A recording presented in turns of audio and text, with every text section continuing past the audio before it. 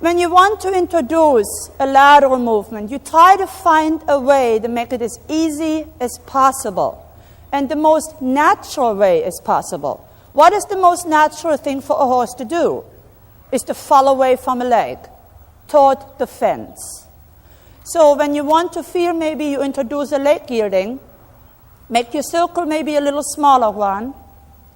So you kind of decrease it a little bit to find that you could bend them a little more around your leg. And then when you feel that is very nice one, see there he kind of starts to stretch a little down and he has a much better steady rein on the right.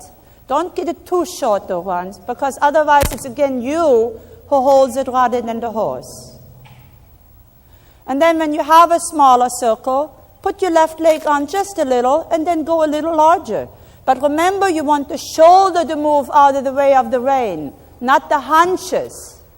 So keep your inner leg a little more forward and move them out very easily.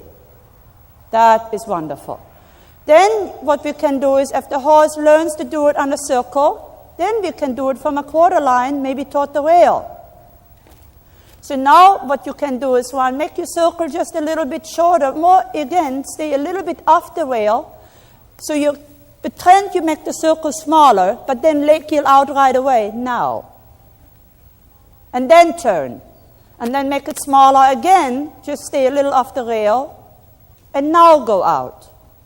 It's a more natural way, but take the shoulder with you, one.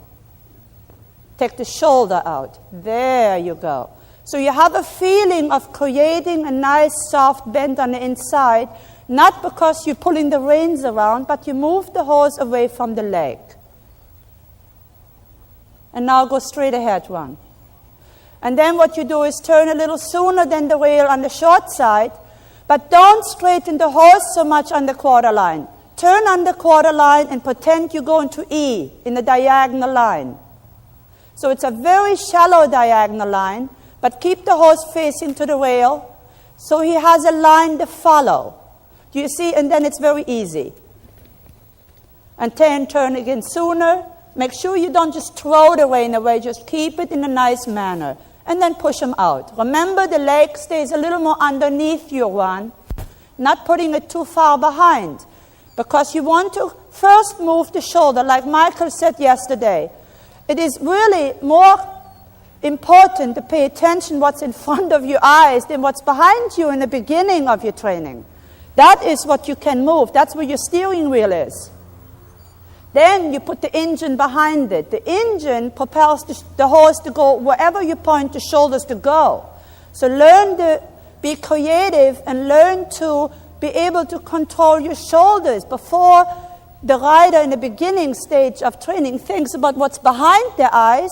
Pay attention to what's in front of your eyes. While Juan is walking, a lot of you have taken a lot of lessons, as I did and so forth, and you've heard the expression, you got to get your horse more on the outside rein. How many of you heard that? Yeah, okay. And what's your thought process?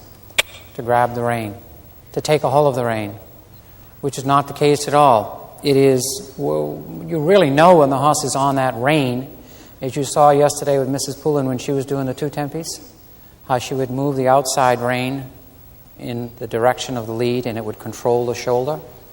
You can really tell when you have the horse on the rein that you have control over the shoulder. It's a controlling rein. That's when the horse is on the rein. It's not that he has, there was not 25 pounds or 50 pounds of pressure on the rein.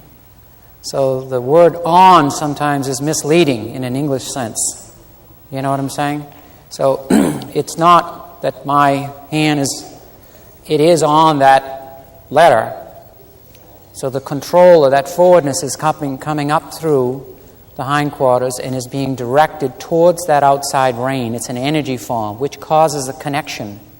That allows me then, when that energy comes there, to displace my rein to the left, and in turn the shoulders go in that direction.